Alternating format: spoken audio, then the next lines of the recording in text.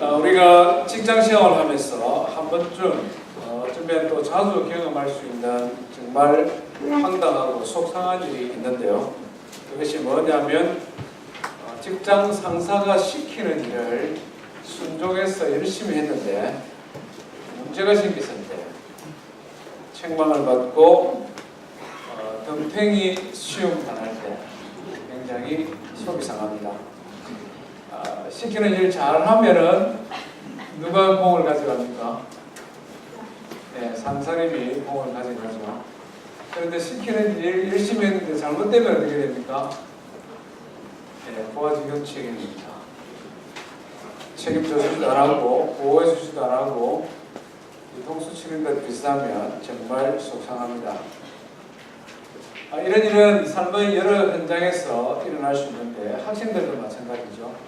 학교 선생님이 열심히 공부해라 그러면서 이거 중요하니까 여기서 시험 나온다. 그래서 열심히 공부했는데 선생님이 엉뚱한 거 시험 내면 어떻습니까? 이런 경험도 있지 않습니까? 중요하다고 강조했건 열심히 했는데 시험 문제는 엉뚱한 거 냅니다. 그러면 굉장히 배신감 느끼죠. 선생님은 믿을 만한 존재가 못 되구나. 이런 생각을 가지게 됩니다. 신앙생활에는 이런 일이 없을까요? 하나님의 말씀에 순종하고 예수님 잘 믿으려고 노력했는데 축복은 고사하고 괴롭고 힘든 어려운 일이 생길 때 혹시 선생님에게 속았다는 느낌, 그런 느낌이 우리 신앙생활에도 가질 수 있다 하는 것입니다. 오늘 이 부분을 우리가 한번 다뤄보기를 원합니다. 예수님의 제자들이 예수님의 말씀에 순종했는데 순종의 결과가 뭐냐? 호숫가에서 폭풍이 일어서 죽을 고생하는 그런 내용입니다. 잘 순종했는데 복은 고사하고 어려움이 닥쳐왔을 때에 어떻게 우리가 신앙생활을 지속해 갈 수 있을 것인가 하는 것이죠. 오늘 본문은 마가복음 6장인데요. 똑같은 내용을 마태복음 14장, 요한복음 6장에 기록을 하고 있습니다. 강조점은 조금씩 다릅니다만은 성경에서 똑같은 내용이 반복해서 기록되는 것은 그만큼 중요하기 때문에 이 말씀을 꼭 기억하라 그런 의미가 담겨 있습니다. 지난번에 우리가 마가복음 4장 말씀에서 조금 비슷한 내용입니다. 바람과 폭풍이 있는 바다에 배를 타고 가는 제자들이 폭풍 속에서 죽을 고생하는데 예수님은 잠을 주무시는 그 장면을 우리가 한번 살펴봤지 않습니까? 그때 그 본문을 가지고는 바람과 파도를 꾸짖어 잔잔하게 하시는 예수님의 권세와 능력에 집중했다면 오늘 이 본문을 가지고는 신앙의 삶에 고난을 주시는 이유가 뭐냐? 그 고난을 통해 우리가 어떤 신앙의 유익을 가질 수 있느냐? 고난과 신앙의 삶을 한번 깊이 생각해 보는 시간을 갖기를 원합니다. 하나님 말씀은 마가복음 6장입니다.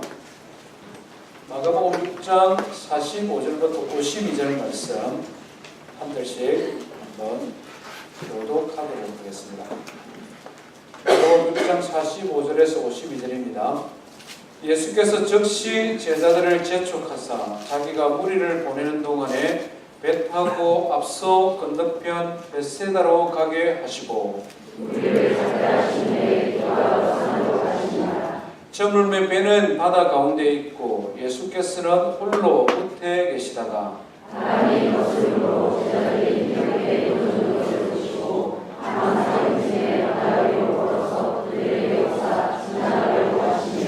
제자들이 그가 바다 위로 걸어오심을 보고 유령인가 하여 소리 지르니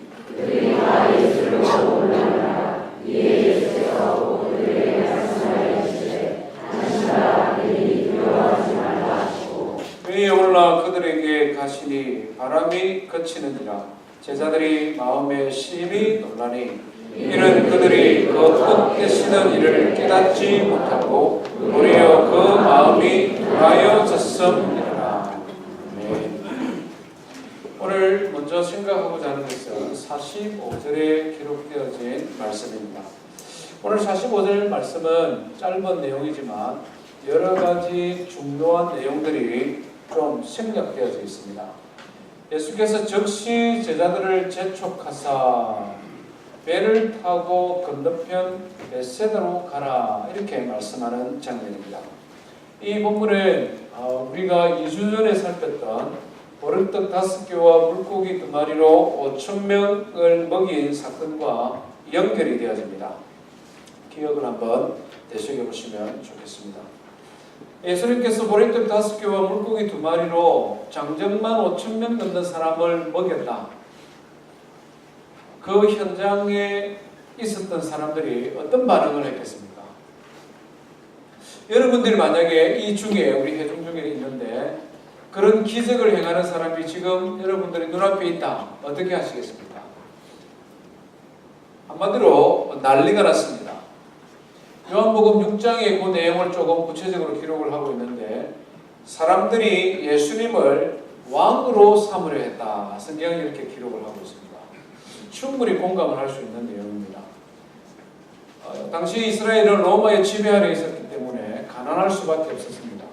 그래서 먹을 양식이 없어서 도시락도 준비할 수 없는 지경의 사람들입니다. 그래서 배가 고프고 기진했는데 보리떡 5개와 물고기 2마리로 장정만 5,000명 이상을 넘기는 사람을 그 사람을 왕으로 세우면 최소한 배 굽는 일은 면할 수 있지 않습니까?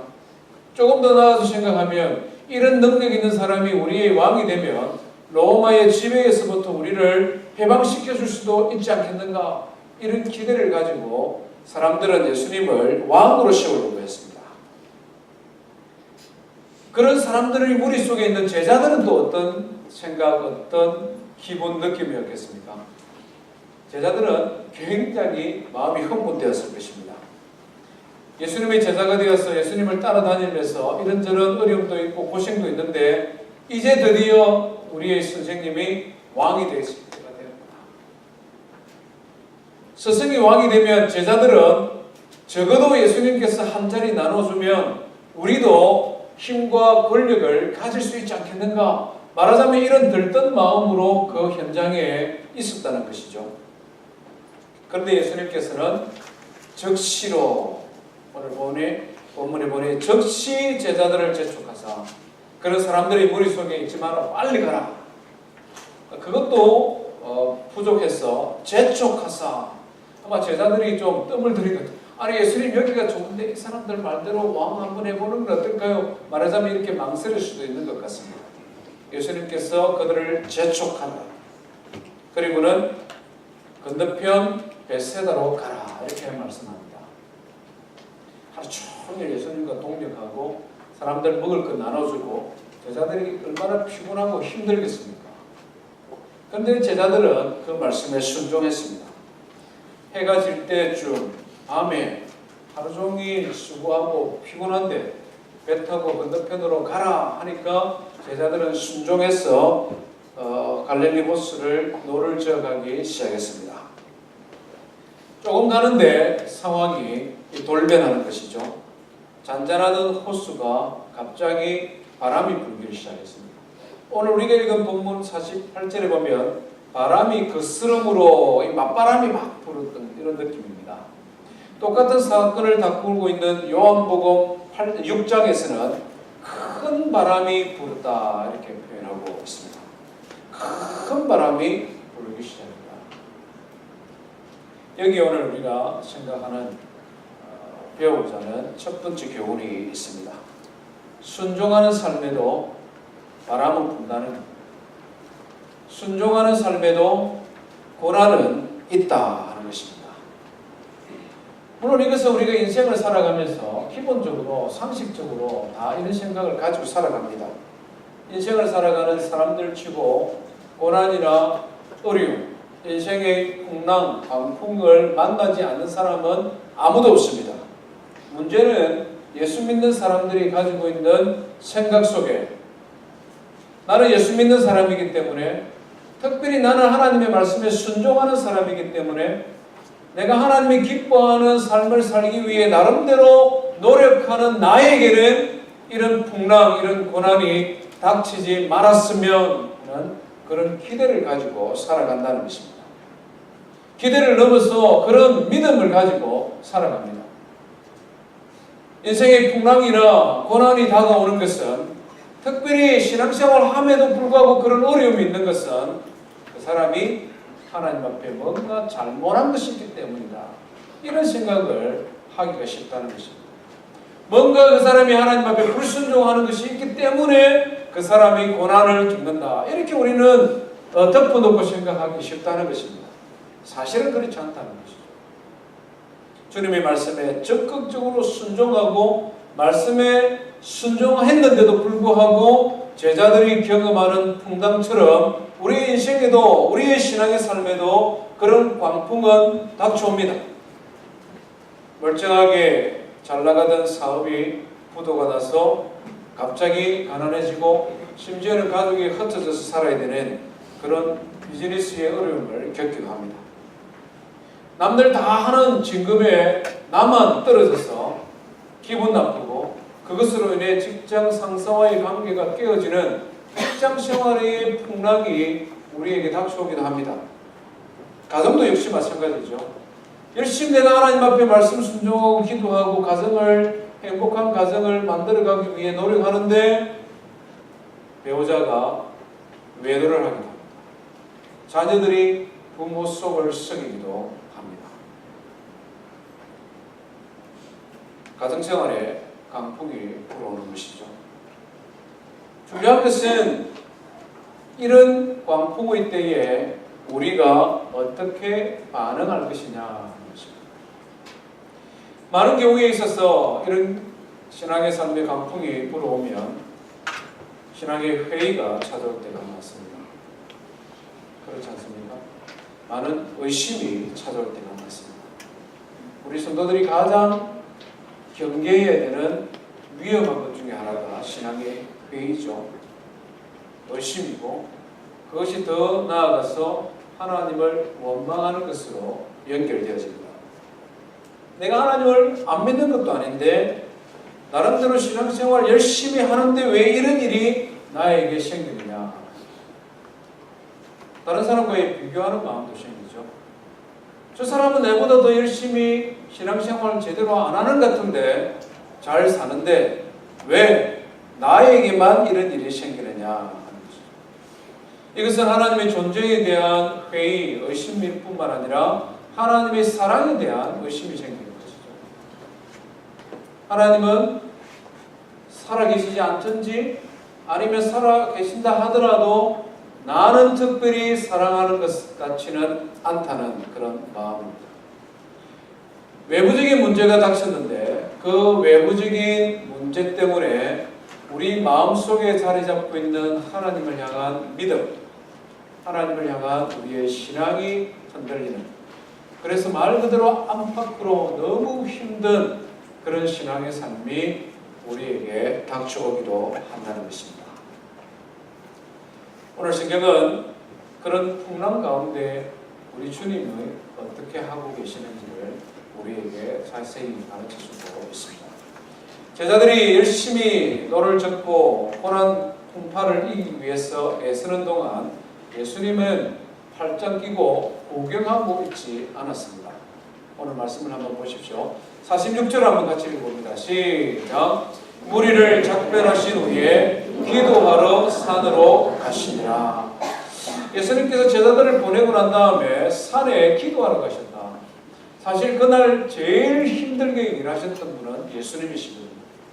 우리가 6장 앞부분을 살펴보면 예수님께서 하루 종일 말씀을 전하시고 병자들을 고치시고 그리고 그들을 기적을 통해 먹이시는 이런 일들을 많이 해오셨습니다. 제자들도 피곤하지만 예수님 제일 피곤합니다, 지금. 그런데 그 예수님이 제자들을 보내고 난 다음에는 산에 가서 기도하고 계셨다. 이 세상에 태어난 인생 중에서, 인성을 가진 존재 중에서 기도하지 말아야 되는, 말하자면 기도 안 해도 아무 일이 일어나지 않는 사람 한 사람을 뽑는다면 예수님밖에 없을 것입니다. 그렇지 않습니까? 예수님은 인성을 가지셨지만 오병이어의 기적을 일으키실 수 있는 전능하신 하나님의 아들로서 권세와 능력이 있는 분이거든요. 그분이 바로 가산에 가서 기도하겠습니까? 그분이 기도한 기도의 제목이 뭘까요? 우리가 짐작할 수 있지 않습니까? 제자들을 위해 기도하고 목자 잃은 양들과 같은 이스라엘의 회족을 위하여 기도하신 것, 예수님의 기도의 내용입니다. 예수님은 기도하실 뿐만 아니라 제자들을 보고 계셨습니다. 우리 48절 말씀 보십시오. 바람이 거스름으로 제자들이 힘겹게 노젓는 것을 보시고, 산 위에서 보셨으니 저 갈릴리 호수 먼 가운데서 바람은 불고 제자들은 그것에서 죽을 고생하는 것을 예수님께서 보셨다는 것입니다. 하나님의 자녀들이 이 인생이라는 큰 바다를 건너가는데, 특별히 믿음의 삶을 살아가는 하나님의 자녀들이 순종하는 삶에도 불구하고 인생의 광풍으로 인해 괴로이 노젓고 있을 때에 하나님은 외면하시는 분이 아니시다. 모르고 아무것도 모르고 있는 분이 아니시다. 오히려 하나님께서는 그 광풍 가운데 있는 괴롭게 노젓고 있는 당신의 자녀들을 바라보시고 그들을 위해 기도하는 분이라는 것을 믿으시길 바랍니다. 우리가 좋아하는 찬양 중에 그런 찬양이 있지 않습니까? 누군가 널 위하여 누군가 기도하네. 내가 홀로 외로워서 마음이 무너질 때 누군가 너를 위해 기도. 우리 자녀들을 위해 기도하는 부모님 되십시오. 자녀들이 늘 잘 나가다가 힘들 때, 우리도 그런 경험 있지 않습니까? 나를 위해 기도하고 계시는 부모님이 계신다. 이 세상에 그 무엇과도 바꿀 수 없는 엄청난 자산입니다. 그보다 큰 축복 없습니다. 우리 부모님이 우리를 위해 기도하고 계십니다. 목자 목녀가 우리를 위해서 기도하죠. 그분들은 잘 살고 그분들은 별일 없는데 새벽에 나와서 뭐하러 그렇게 열심히 기도할까? 자세히 보면 목장 식구들을 위해서 하나님의 눈물로 기도합니다. 교회 영적인 리더들이 기도하죠. 권사님들이, 장로님들이, 교회의 직분자들이, 그분들은 편안하고 자녀들 다 키웠고 뭐 별 어려움 없이 다 잘 사시는데 새벽을 제단을 지키며 기도하시는 분들은 그분들입니다. 뭐하러 그렇게 열심히 기도해요? 교회 모든 성도들, 중보기도에 올라온 사람들의 그런 기도의 제목들을 붙들고 기도하고 있습니다. 무엇보다도 우리 주님이 우리를 위해 기도하시죠. 히브리서 말씀을 보면 부활 승천하신 예수님, 하늘과 땅을 다스리시는 그분이 지금 하고 있는 가장 주된 사역이 무엇이냐? 우리의 대제사장이 되셔서 우리의 연약함을 동정하시면서 우리를 위해 지금도 기도하고 계신다. 믿음의 삶에 순종하는데도 불구하고 우리 인생의 괴로움이, 역경이 찾아오시면, 많은 신앙의 회의와 의심이 찾아오시면 그때에 꼭 기억했으면 좋겠습니다. 우리를 위해 기도하는 분이 있고 우리의 주님이 나를 위해 기도하신다. 사실 우리 주님이 우리를 위해 기도하신다는 것을 확실히 믿으면, 그 믿음을 붙들면 사실 게임은 끝난 것이나 마찬가지입니다. 그렇지 않습니까? 하늘과 땅을 창조하시고 오병이어의 기적을 만드시는 주님이 우리를 보고 계시고 우리를 기도하시면 그 주님께서 적극적으로 찾아오셔서 그 문제 해결하는 것은 뭐 식은 죽 굶기처럼 쉽지 않습니까? 그런데 여기서 우리가 한 가지 더 생각해야 될 부분이 있는데요. 예수님께서 적극적으로 우리 인생의 문제를 해결해 주지 않으실 때도 많이 있다는 것입니다. 오늘 본문이 우리에게 그걸 보여줍니다. 오늘 제자들이 저물 때 갈릴리 호수를 건너기 시작했는데 예수님께서 제자들을 찾아가신 것은 밤 사경쯤이다. 이렇게 성경을 기록합니다. 48절 다시 한번 보십시오. 밤 사경쯤에 바다 위로 걸어 그들에게 오사 이렇게 말씀합니다. 밤 사경. 이스라엘 사람들은 낮과 밤을 4등분했습니다. 낮을 4등분하고 밤을 4등분했습니다. 저녁 6시부터 9시까지 1경, 9시부터 12시까지 2경, 12시부터 새벽 3시까지 3경, 새벽 3시부터 6시까지 4경입니다. 제 4경쯤에 예수님이 찾아오셨다. 이 말은 밤새도록 예수님께서는 제자들이 괴롭도록 노젓는 것을 지켜보고 계셨다. 이 말씀입니다. 만약에 저물 때에 제자들이 길을 떠났기 때문에 저녁 7시나 8시쯤으로 가정한다면 밤 사경이라는 말은 적어도 7시간, 8시간, 심지어 9시간 갈릴리 호수에서 죽을 고생하도록 그냥 놔뒀다는 말입니다. 그렇지 않습니까? 이 갈릴리 호수라는 것이 큰 엄청난 바다가 아니라 그냥 정상적으로 노젓고 가면 가장 먼 거리도 1시간 하면 갈 수 있는 거리거든요. 그런데 그 바다 위에서 최소한 7시간 이상, 이 7시간이라는 것은 7일처럼 느껴질 수도 있고 7개월처럼 느껴질 수 있고 어쩌면 한평생을 경험했던 것보다 가장 힘들고 어려운 시간일 수도 있습니다. 그런데도 예수님께서 밤 사경이 되도록 그냥 그들을 지켜보고 계셨다. 그것도 좀 억울한데 뭐라고 말씀합니까? 지나가려 하시네. 지금 제자들이 이렇게 막 고생하고 죽을 고생을 하고 있는데 가까이 와서는 그냥 쑥 지나가려고 한다는 거죠. 이것도 무슨 말씀입니까? 모른 척 하시는 것 같다는 느낌이죠. 참으로 종잡을 수 없는, 이해할 수 없는 예수님의 마음이요 예수님의 행동이라고 할 수 있습니다. 단지 이 광풍을 만난 제자들뿐만 아니라 신구약 성경을 읽어보면 사실 이런 장면들을 우리가 자주 보게 됩니다.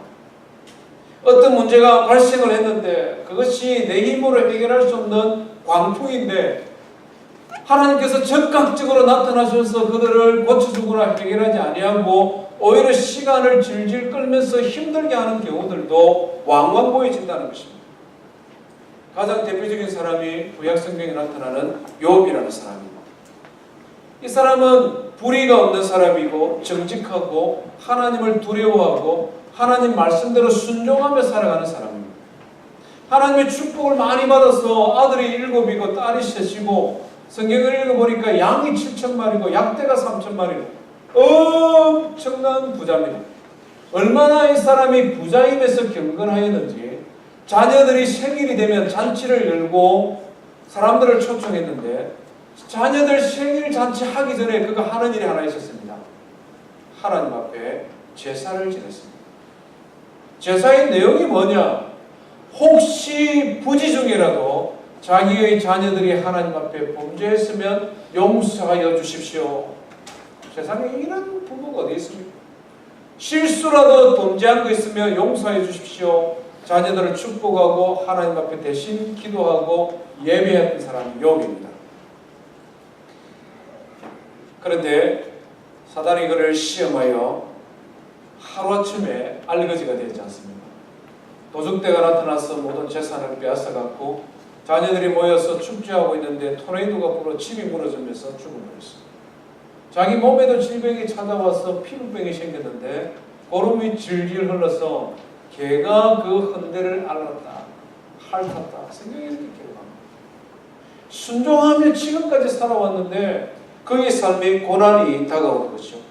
아내는 하나님 저주하고 죽어버리라고 저주하고 가까운 친구들이 위로한다고 찾아와서 하는 말이 아무리 봐도 우리가 알지 못하는 죄가 있는 것 같다. 우리는 네가 경건한 사람인 줄 알았는데 하나님께서 너를 이렇게 심판하시는 것 보니까 너 분명히 하나님 앞에 죄인 있으니까 회개하라고. 친구들이 오히려 그들의 마음을 그냥 더 괴롭게 하는 장면을 보게 됩니다. 욥의 문제를 하나님께서 빨리 즉각적으로 해결해 주시지 아니하셨습니다. 신약 성경에도 보면 비슷한 장면이 있습니다. 나사로이죠. 나사로 가정은 예수님이 특별히 사랑하는 그런 가정이었습니다. 그런데 이 나사로가 죽을 병에 걸려서 아마 생명이 위독한 것 같습니다. 마리아와 마르다라는 두 여동생이 이 오빠를 위해 예수님에게 전가를 보냈습니다. 예수님 빨리 와주십시오. 우리 오빠가 지금 죽을 병에 걸렸습니다. 예수님 오시면 고쳐줄 줄 믿습니다. 이러고 막 그 예수님을 초청했는데 성경에 보니까 뭐라고 말씀하냐면 예수님께서 이틀을 더 유하시고 이렇게 말합니다. 일부러 더 늦게 가는 거예요. 그래서 예수님께서는 나사로가 죽었다라는 것을 알고 난 다음에 그때 비로소 나사로를 향하여 가는 것을 보게 됩니다. 일부러 죽을 때까지 기다리는 같은 그런 인상을 지울 수가 없습니다. 우리 성도님들 중에서도 이런 것을 경험하거나 또 지금 이런 형편 가운데 있는 분도 있을 수 있습니다. 내가 하나님의 말씀에 순종하며 살아가는데 왜 이런 시련이 오느냐? 그것까지는 내가 극복할 수 있다.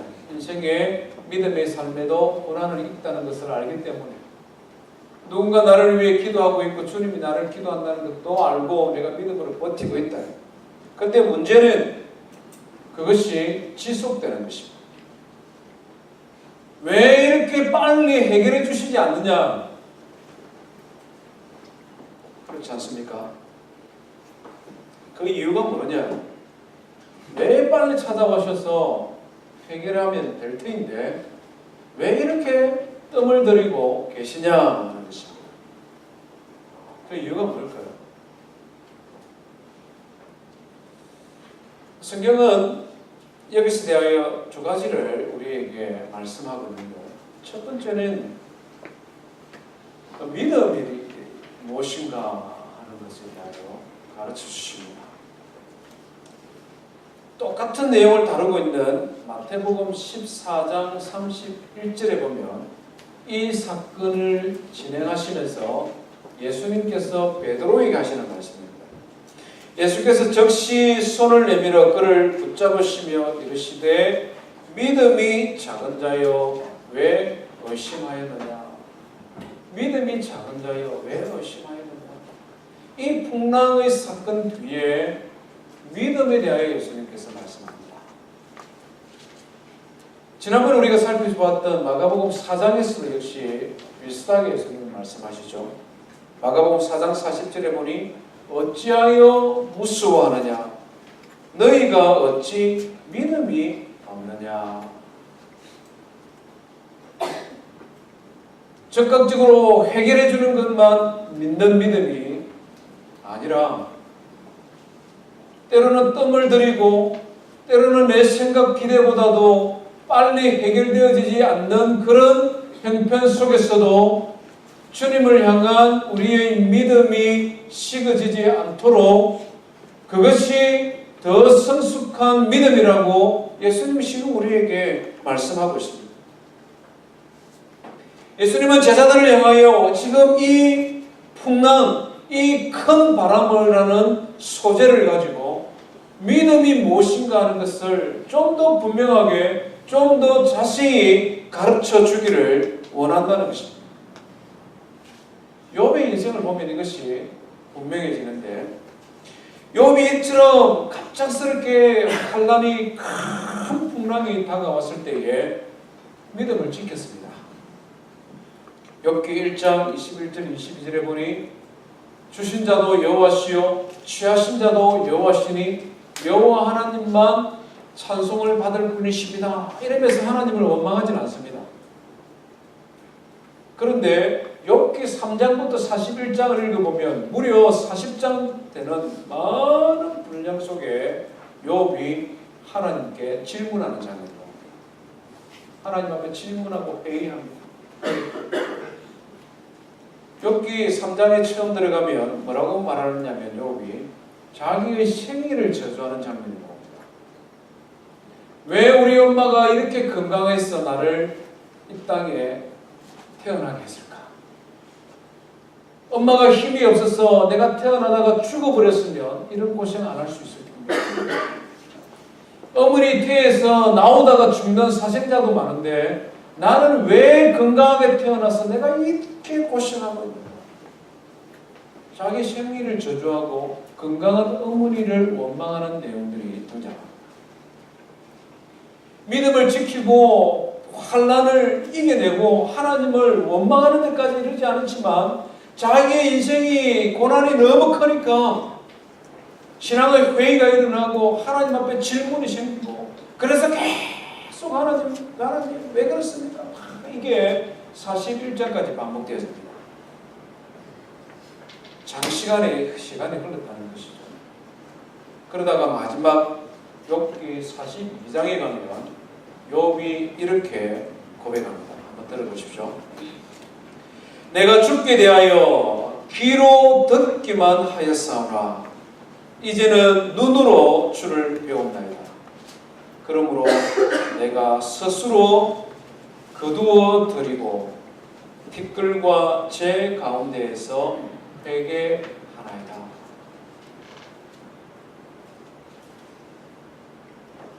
고난의 의미를 알지 못하여서 하나님 앞에 회의하고 질문하고 원망하고 막 쏟아내었는데 그 고난의 때가 지속되므로 그 고난을 통해 하나님이 어떤 분이신지를 지금까지는 듣기만 하였는데 이제는 내가 체험하고 이제 내가 알게 되었으니 지금까지 내가 쏟아내었던 모든 회의, 모든 의심, 모든 질문들을 다 거두어드리고 내가 주님 앞에 티끌과 죄에 앉아 회개하나이다. 그의 믿음이 더 커지고 더 깊어지고 더 분명해지는 것을 성경 우리에게 보여주고 있습니다. 제자들도 역시 마찬가지죠. 예수님께서 오병이어의 기적을 일으키고 병자들을 고치고 이런 초자연적인 역사를 하니까 사람들은 예수님에게 완전히 매료되었습니다. 그래서 예수님은 우리의 왕입니다. 예수님이 우리 왕이 되어서 우리를 통치하여 주십시오. 예수님 곁에만 있기를 원합니다. 막 이러면서 사람들은 예수님을 따랐습니다. 예수님의 진면목을 그들은 알지 못했다는 것이죠. 예수님에 대해 일부만을 그들은 알았다는 것이죠. 그런데 풍랑을 경험한 제자들은 어떻습니까?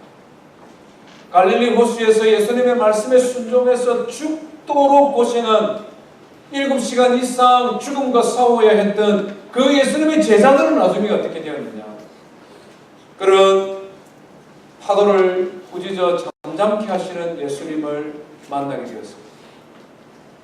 세상의 창조주가 아니면 도무지 하실 수 없는 바람과 파도를 꾸짖어 잠잠하게 하시는 하나님의 아들로서 예수님, 그 예수님을 그들은 경험하게 되었습니다.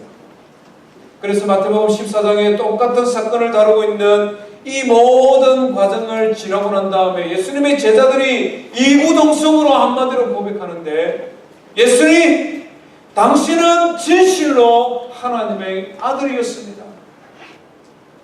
당신은 진실로 하나님의 아들이었습니다.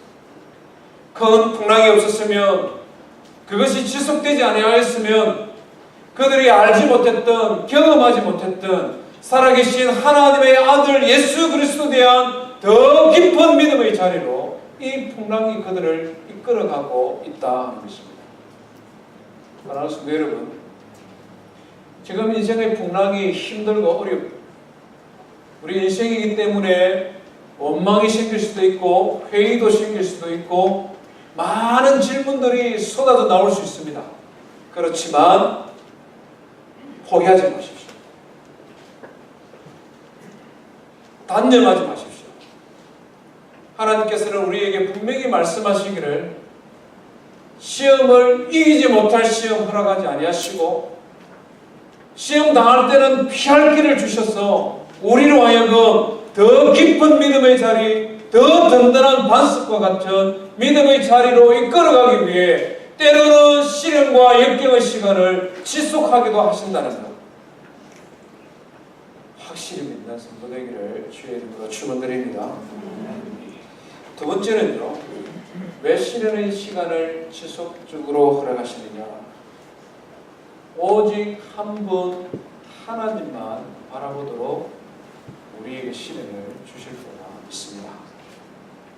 오늘 우리가 읽은 본문 52절을 다시 한번 읽어봅니다. 52절입니다. 시작. 이는 그들이 그 어떤 뜻이든 이를 깨닫지 못하고 도리어 그 마음이 둔하여졌음이라. 아멘. 성당 속에 예수님의 제자들이 예수님이 어떤 분이라는 것을 잊어버렸다는 것입니다. 예수님이 누구신지, 예수님이 어떤 힘과 권세와 능력을 가진 것인지를 제자들이 잊어버렸다. 불과 몇 시간 전에 도무지 인간으로서는 할 수 없는 오병이어의 기적을 예수님이 행하셨는데 바람과 파도, 풍랑이 몰아치니까 그 인생의 풍랑에 집중하다 보니까 예수님이 누군지를 잃어버려요. 예수님이 무엇을 하실 수 있는 분이신지를 잊어버렸다는 것입니다. 참 제자들은 빨리 잊는 것 같습니다. 그렇죠? 제자들만 그렇습니까? 우리는 안 그렇습니까? 우리 참 잘 잊어버릴 사람들입니다. 특별히 신앙생활에서 하나님의 은혜는 잘 있습니다. 하나님의 은혜와 사랑과 하나님으로부터 받은 것은 잘 잊어버립니다. 내가 하나님께 드린 것은 절대 안 잊어버렸습니다. 아무리 작은 것, 아무리 오래전에 한 것, 내가 학생 시절에 한 것도 안 잊어버립니다. 그러면서 틈만 있으면 그 이야기를 하려고 했어요. 고3을 앞두고 여름방학 때 수련회 갔다가 선생님한테 얻어맞은 이런 걸 막 감정처럼 막 하면서 하나님 앞에 나에게 시간을 들였습니다. 이런 건 절대 안 잊어버립니다. 하나님 우리 주신 건 너무 잘 잊어버려요. 하나님 앞에 받은 것은 너무 잘 잊어버리고 또 하나님 원망하고 또 하나님 잊어버리고 또 불안해요. 이것이 우리 인생이지 않습니까? 그렇게 막 살아가다가 또 풍랑이 오면 어떻게 됩니까? 큰 바람을 만나면 어떻게 됩니까? 그 풍랑 속에, 바람 속에 다시 정신을 차리고 하나님을 찾고 하나님을 의지하고 하나님 앞에 기도하고 인생에 풍랑이 없었으면 잊어버렸을 그 하나님을 인생의 풍랑 때문에 또 찾게 되는 그런 일들이 우리 신앙의 삶 가운데 얼마나 많으냐. 하나님께서는 참 우리가 이 부분 이해하기 어렵습니다. 우리 참 귀담아 잘 들었으면 좋겠습니다. 계속 축복 주시면 하나님 더 잘 섬길 수 있을 것 같은데 하나님께서는 오히려 시련과 역경을 반복적으로 허락하심으로 우리로 하여금 오히려 하나님을 더 잘 믿고 신뢰하고 하나님만 바라보고 가도록 우리를 시험하기로 하신다는 것입니다. 이 설교 준비하면서 이 부분을 사실은 안 하고 넘어가려고 좀 생각하다가 왜냐하면 시련이면 하나님 복 주신다 이렇게 설교하고 끝내면 얼마나 은혜롭습니까? 그렇지 않습니까? 지속되더라도 끝까지 버티고 이겨내면 하나님 복 주시는 분이십니다 이렇게 설교하고 끝나면 속 시원하잖아요.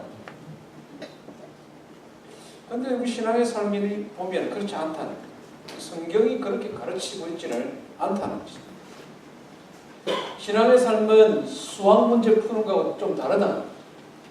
아무리 복잡하고 어려운 문제라도 하나 풀고 나면 그 다음부터는 술술술 풀려서 100점 맞는 것이 신앙의 삶이 아니다. 때로는 한 문제 풀었는데 그 다음에는 이 시험을 이겼으니 하나님께서 큰 복을 주실 거야 기대하고 있는데 또 다른 풍랑을 주시기도 한다는 것입니다. 믿음을 지키고 시련을 이겨냈는데 그러면 하나님께서 위로하시고 격려하시고 좋은 것으로 주셔야 되는데 그 다음에 또 다른 큰 시험을 주셔서 우리 마음을 힘들고 무겁게 하실 때도 있다는 것입니다. 오히려 그런 것이 더 많을 때도 있다는 것입니다. 그 이유가 뭐냐? 왜 하나님 잘 믿으면 복 준다 이런 말로 끝내버리지 아니하고 하나님 잘 믿고 말씀에 순종하는데도 연거푸 계속해서 고난이 닥쳐올 수 있다고 성경은 왜 그렇게 우리에게 말씀하시느냐? 모든 사람에게 허락되는 것은 아니지만 하나님께서는 계속되는 광풍과 시련을 통해 우리에게 이 세상은 더 이상 소망이 될 것이 아니구나. 이 세상의 소망을 내려놓고 영원한 천국의 소망만을 바라보고 살도록 그렇게 우리를 인도하실 때도 있다는 것입니다. 이 세상에서 내가 소망하고 내가 기대했던 것이 하나씩 둘씩 포기하게 만들고 끊어지게 만들고 그것을 통해서 오직 내가 소망해야 될 것은 하나님 한 분밖에 없구나. 오직 내가 기대할 것은 영원한 천국의 소망밖에 없구나. 그것을 우리에게 가르쳐 주기 위해서 반복적으로 고난을 허락하실 때도 있다는 것입니다. 요즘은 이런 찬송 많이 안 합니다만은 우리 어르신들은 이런 찬송을 참 많이 불렀습니다. 우리 아는 분들 따라 하셔도 좋습니다. 이 몸의 소망 무언가 우리 주 예수 뿐일세 우리 주 예수밖에는 믿으리 아주 없도다. 주 나의 반석이시니 그 위에 내가 서리라 그 위에 내가 서리라. 3절 보면요, 세상에 믿던 모든 것 끊어질 고날 되어도 구주의 언약 믿사와 내 소망 더욱 크리라. 주 나의 반석이시니 그 위에 내가 서리라 그 위에 내가 서리라. 가사가 놀랍지 않습니까? 세상에 믿던 모든 것 끊어질 그날 되었다. 내가 신앙생활을 잘하면 말씀에 순종하면 하나님께서 이렇게 복 주실 것이다. 우리 성도가 마땅히 가져야 될 소망 맞습니다. 저도 이런 소망 가지고 늘 기도합니다. 내가 이렇게 순종하면, 내가 이렇게 주님 잘 섬기면 우리 가정을 이렇게 복 주시고 우리 자녀들 이렇게 복 주시고 내가 섬기는 교회를 하나님께서 이렇게 축복하여 주실 것이다. 이런 믿음, 소망 가지고 늘 기도합니다. 그렇지만 그렇게 되지 않을 수도 있음을 저는 알고 있습니다. 세상의 소망 끊어질 그날 되어도 오히려 그것이 끊어짐으로 말미암아 내가 정말 기대할 것은 예수 그리스도 반석 되신 그분밖에 없구나. 내가 진정으로 이 땅에서 소망해야 될 것은 이 땅에서 내가 얼마나 부유하게, 내가 이 땅에 얼마나 성공적으로, 내가 이 땅에서 얼마나 멋지게 잘 살아가느냐, 이 땅의 삶 그것이 아니라 그것보다 더 위에 있는 하늘의 것을 소망하고 영원한 주님과 영생하도록 천국에서 누릴 그 소망을 더 바라보고 더 소망하며 살아가도록 하나님께서 이 땅에서의 소망을 끊어버릴 때도 많다는 것입니다. 성경이 어쩌면 이것을 우리에게 더 강조하고 있는지 모르겠습니다. 오늘 이 시대에는 너무나 우리 믿음이 인본주의적이요, 너무나 우리의 신앙이 이 세상의 것으로 판단하는 것이 많습니다. 잘 살면 믿음 좋은 사람입니다. 성공하면 하나님 축복받을 사람. 그렇지 않으면 신앙생활 잘못했어요. 그렇지 않으면 기도 안 했어요. 너무나 이 땅에서 우리 눈에 보이는 것, 세상 사람들이 귀중하고 소중하다고 생각하는 세속적인 가치를 따라 우리의 믿음, 우리의 신앙조차도 그렇게 살아갈 때가 얼마나 많이 있느냐. 그러나 성경은 그것을 우리에게 말씀하고 있지는 않습니다. 오히려 반대의 것을 강조할 때가 더 많습니다. 하나님 앞에 평생을 순종한 바울 사도는 시련과 역경을 극복하면 극복할수록 더 큰 시련과 역경이 있었고, 마지막에는 하나님 앞에 순교의 제물이 되었지 않습니까? 그렇지만 그의 믿음이 약해지지 않았어요. 그래서 그가 고백하기를, 내 육체는 날마다 쇠하여져 가지만, 내 육체는 날마다 연약해져 가지만, 내 영은 영원한 하나님 나라를 향한 나의 소망은 날마다 더 강하여져 간다. 내 속사람은 날마다 더 강하여져 가고 있다고 그가 하나님 앞에 고백합니다. 우리가 지향하는 신앙의 정점, 우리가 소망하는 신앙의 목표입니다. 하나님께서 우리에게 우리의 믿음을 보시고 우리를 축복하여 주셔서 이 땅에서도 우리의 신앙에 하나님이 보상하여 주시면 감사함으로 누리고, 그렇지 못하다 할지라도, 그렇지 않다 할지라도 하나님의 살아계심을 원망하고 의심하기보다는 오히려 그 역경으로 인하여 우리를 사랑하시되 자기 생명을 주시기까지 사랑하신 주님을 향한 우리의 믿음이, 우리의 소망이, 우리의 신앙이 날마다 새로워질 수만 있다면 이것이 더 소중한 믿음이라는 것입니다. 사랑하는 성도 여러분, 오늘 순종하는 삶에 제자들이 겪었던 죽을 고생에 대해 살펴보았습니다. 예수님은 이것을 아무런 의미 없이 허락하지 않으셨습니다. 폭풍 앞에서 우리를 위하여 기도하는 주님이 있음을 가르쳐 주십니다. 우리를 더 깊은 본질적인 믿음의 자리로 이끌고자 하는 하나님의 계획이 있습니다. 지속되는 바람 속에서도 살아계신 하나님 한 번 붙들고 견고한 믿음의 사람, 순전한 믿음의 사람 되기를 주의 이름으로 축원드립니다. 우리 말씀 기억하며 함께 하나님 앞에 찬송하겠습니다.